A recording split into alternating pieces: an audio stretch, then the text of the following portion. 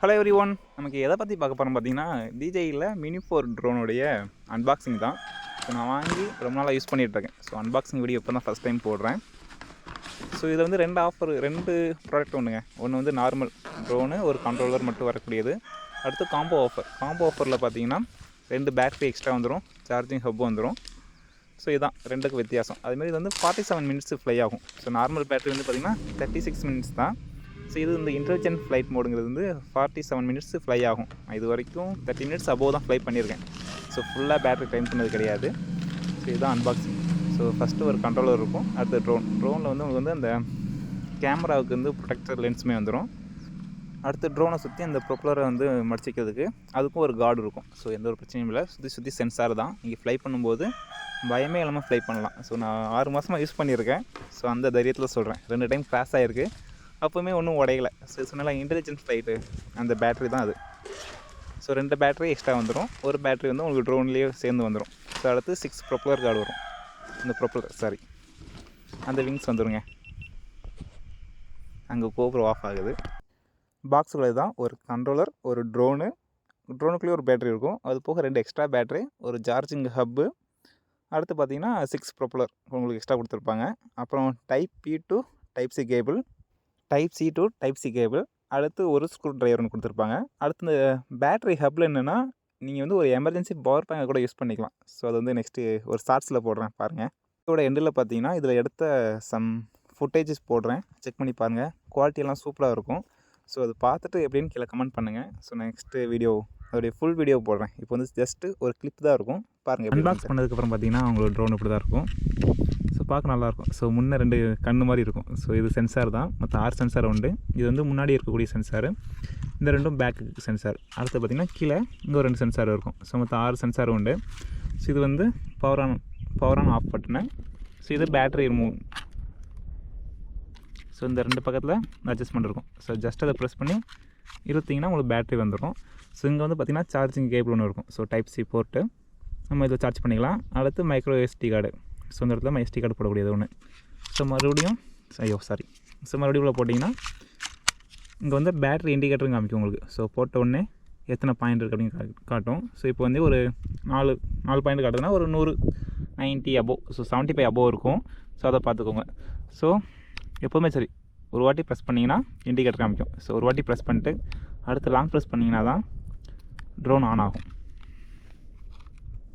So இப்போ பார்த்திங்கன்னா drone on ஆகிடுச்சு. ஸோ அப்புறம் பார்த்திங்கன்னா கண்ட்ரோலர். ஸோ கண்ட்ரோலில் இது பார்த்து ஆன் ஆஃப் பட்டனு. இது வந்து cinematic mode, sports mode and normal mode. So இது வந்து brake button and home to return பட்டனும் இதே தான். ஸோ இது பார்த்திங்கன்னா மேலே அப் அண்ட் டவுனு.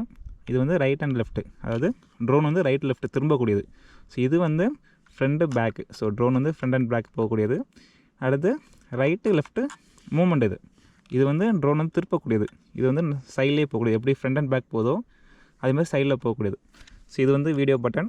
இந்த பக்கத்தில் இருக்கிறது வந்து பார்த்திங்கன்னா ஃபோட்டோ. ஸோ 1 டைம் ப்ரெஸ் பண்ணிங்கன்னா ஜஸ்ட்டு ஃபோக்கஸ் ஆகும். ஸோ ஒரு ஃபுல் ப்ரெஸ் பண்ணிங்கன்னா ஃபோட்டோ எடுக்கும். ஸோ இப்போ ஆன் பண்ணி காமிக்கிறேன். ஸோ இந்த ரெட் லைட் காமிக்கிறது வந்து பார்த்திங்கன்னா இன்னும் இதுவும் கனெக்ட் ஆகலை. ஸோ அதனால் இது ரெட் லைட் காமிக்கும். ஸோ 2மே கனெக்ட் ஆகிடுச்சு அப்படின்னா க்ரீன் கலரில் காட்டும். ஸோ அதையும் பாருங்கள். ஸோ கீழே ட்ரோன் இருக்குங்க, சரியாக தெரியாமல் இருக்கும். இது வந்து ஆனாக ஒரு 30 செகண்ட்ஸ் ஆகும்.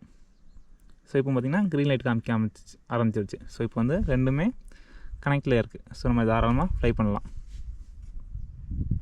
ஸோ இந்த 2யும் கீழே எடுத்திங்கன்னா ட்ரோன் ஆன் ஆயிரும், உங்களுக்கு ஃப்ளையாக ஸ்டார்ட் ஆகிரும். ஸோ இன்னொன்று பிசிக்கல் பட்டன் சொன்னல. ஸோ இது வந்து கீழே அடுத்து பார்த்திங்கன்னா C1 C2 இருக்கும். ஸோ C1 பார்த்திங்கன்னா உங்களுக்கு வந்து கிம்பிள். ஸோ சடனாக -90 டிகிரிக்கு வரும், மறுபடியும் நமக்குன்னா 0 டிகிரி.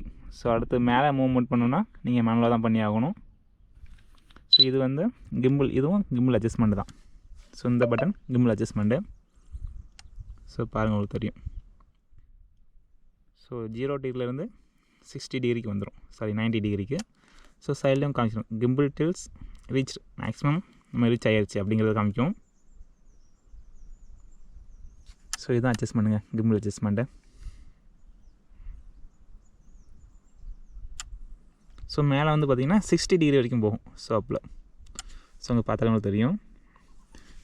மேலே வந்து 60 டிகிரி வரைக்கும் போகும்.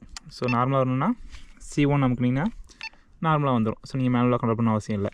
ஸோ அடுத்து பார்த்திங்கன்னா C2 வந்து ஒன்று லேண்ட்ஸ்கேப்பு, இப்போ வந்து லேண்ட்ஸ்கேப்பில் தான் இருக்குது. ஸோ அடுத்து வந்து ப்ரோர்ட்ரேட் மோடு. ஸோ நம்ம ரீல்ஸ் எடுக்க யூஸ் பண்ணக்கூடியது. ஸோ நீங்கள் வந்து ஃப்ளை பண்ணிருக்கும் போதே இந்த மோடை ஆக்டிவேட் பண்ணிக்கலாம். ஸோ எந்த ஒரு பிரச்சனையுமே இல்லை.